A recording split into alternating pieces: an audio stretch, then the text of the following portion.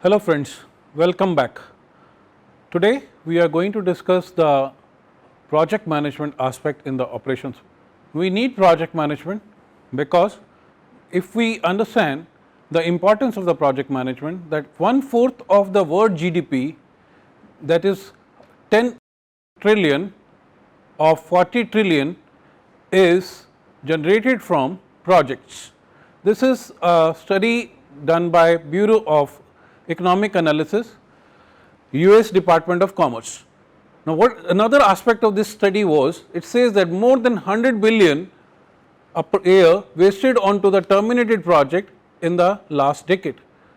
Further, this study also highlighted that the project which are not completed on time and they are time overrun by 225%.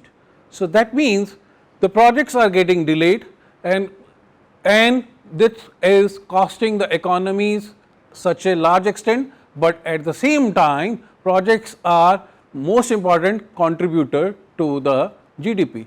This is a story of US, but similar story is applicable to the rest of the world, because the rest of the world, World Bank and other organizations have promoted that we should use the, rather than program mode, we should run the government schemes and other in project mode. Another study by Standish Group also highlighted the similar thing, that in the year 2009 there are only 32% projects which were successful, but at the same time 44% projects got delayed and the remaining 24% projects were always running behind the schedule. That is why they were cancelled.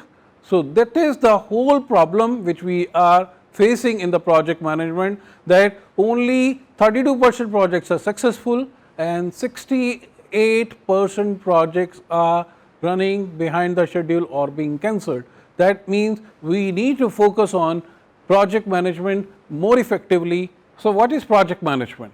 So, project management is concerned about managing three conflicting objectives, that is, we have to manage at the same time the scope, that means how much work is to be done during the project, that what is the outcome of the project that is all there, and then within which time period which we have to finish the project and within which cost we have to finish the project, and that overall considering at the same time the quality of the work which we are doing.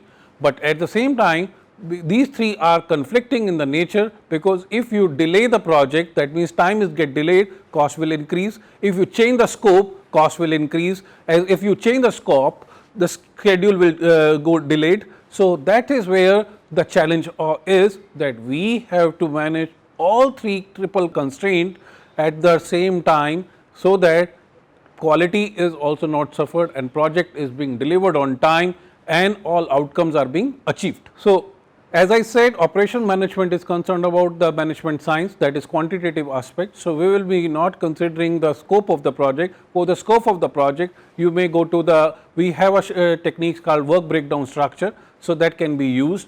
That is not a scope which we are going to discuss in this particular session, but at the same time the other thing is the cost. Cost is something related to the financial management aspect. So, that we will be discussing in the financial aspect, or we will maybe discussing somewhere when we are having a time and cost together, we will be discussing. But here main focus is to managing the time, that is managing the project schedule.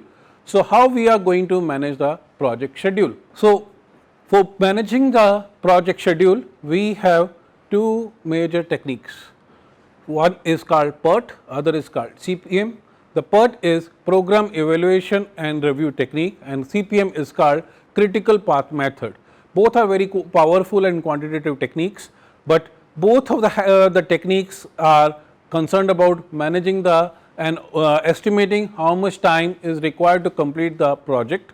But CPM is being used, it is a deterministic technique. It means we already used CPM on those projects which projects are already running, means the project which we have done in past, we are going to repeat that same project. So, those projects are being asked to repeat. So, CPM is being used on those techniques, because CPM is a deterministic model where you already know exactly how much time is required, but on the other hand the PERT is being used for those time circumstances which are you are going to introduce a new project which you are not knowing exactly how much time you are going to be taking to complete each and every activity. So, it is based on a probabilistic model. So, we go for the probabilistic three kinds of approaches: what is my optimum time, what is most likely time, and what is a pessimistic time. So, three time techniques are being used to estimate the project completion time in the PERT. So, what is the purpose of PERT and CPM? The purpose of the PERT and CPM is identify the critical activities which are major in the project, so that we can focus only on those activities. If what is critical activity?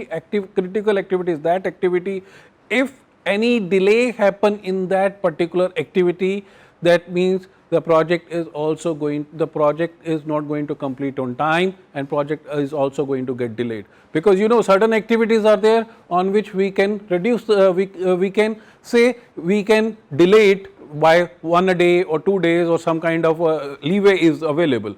But on certain activities, if any delay happen, that means there is going to be delay in the project completion time, and managers are required to focus onto the critical activities more.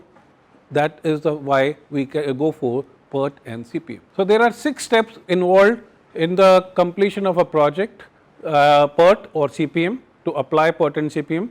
So, first step is define the project itself and define its all significant activities which are going to be there.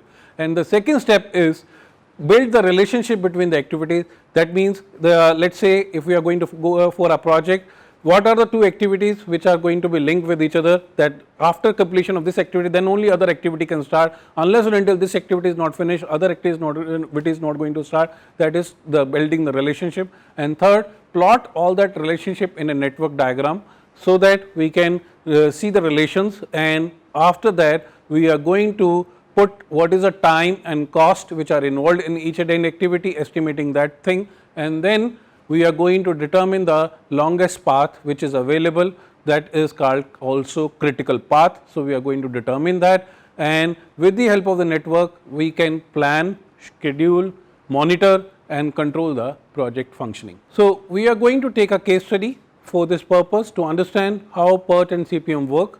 So, this case study is about the General Foundry company.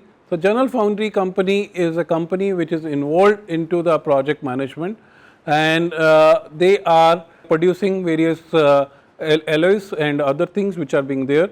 And the foundry is always a kind of a polluting industry. So, they were avoiding for long period to set up air pollution control equipment in their organization, because the factory is very old. So, but the local environment protection agency has now put a pressure on them that if they are not going to put this equipment in next 16 weeks, so their project is going to, their whole site will be locked, and that you will not be allowed to perform any activity. So, under the pressure, the management decided to go for a setting up this air pollution control equipment in their organization within the allotted time. So, they are expecting us to complete the project on time. So, we have asked the management to determine the various important activities in the project, so that we can build the relationship between the various activities, and also determine the duration of each and every activity. So, management has come out with the information related to that, and we are going to take up this to design the PERT and CPM model. Thank you very much, friends.